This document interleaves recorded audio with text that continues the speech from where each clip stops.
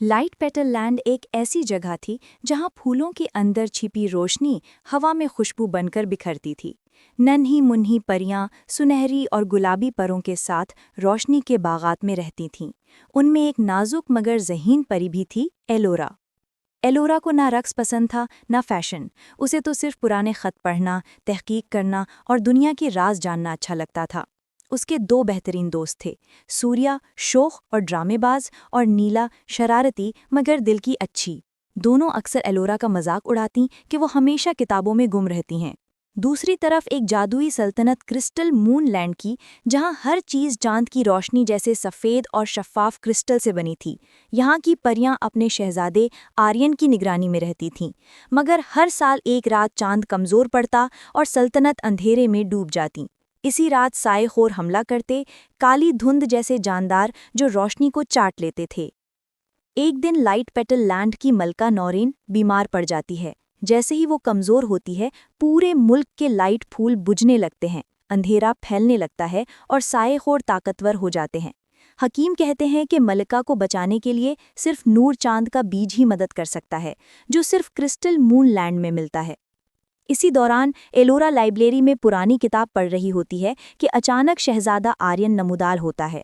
वो उसे बताता है कि नूर चांद के बीच का एक राज सिर्फ एलोरा जान सकती है, क्योंकि वो तहकीक में माहिर है। आर्यन उसे एक चांदी का नक्शा देता है, मगर गार्ड्स के आने की आवाज़ पर फौरन गायब हो जाता है।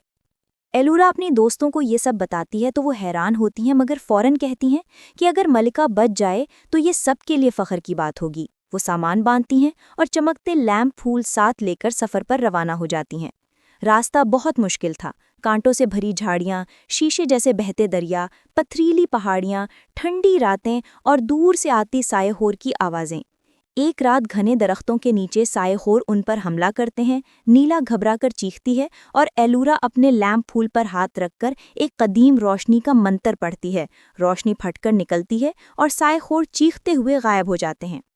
शाम के वक्त तीनों क्रिस्टल मून लैंड पहुंचती हैं।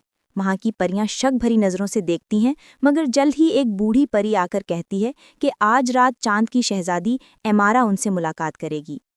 रात को शहजादी एमारा आती है, नीले चांद जैसे लिबास में, सितारों जैसे चमकती आंखों से। वो बताती है कि नूर चांद का बीज बहुत नायाब है और सिर्फ चांद की वारिस उसे छू सकती है। वो उन्हें चांदनी की सुरंग में ले जाती है, जो उसके हाथ से खुलती है। अंदर एक चांदनी से जगमगाता बाग होता है, जिसके दरमियान नूर चांद का पौधा खड़ा होता है।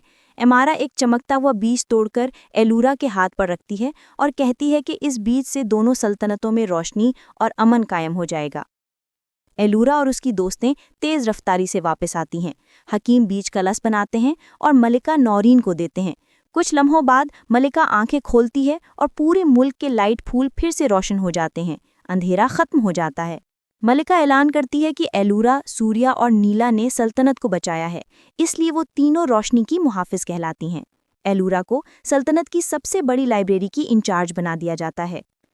हर शाम शहजादा आर्यन लाइट पेटल लैंड आता है, एलोरा के साथ बैठकर कदीम किताबें पढ़ता है और दोनों की दोस्ती चांदनी की तरह बढ़ती जाती है।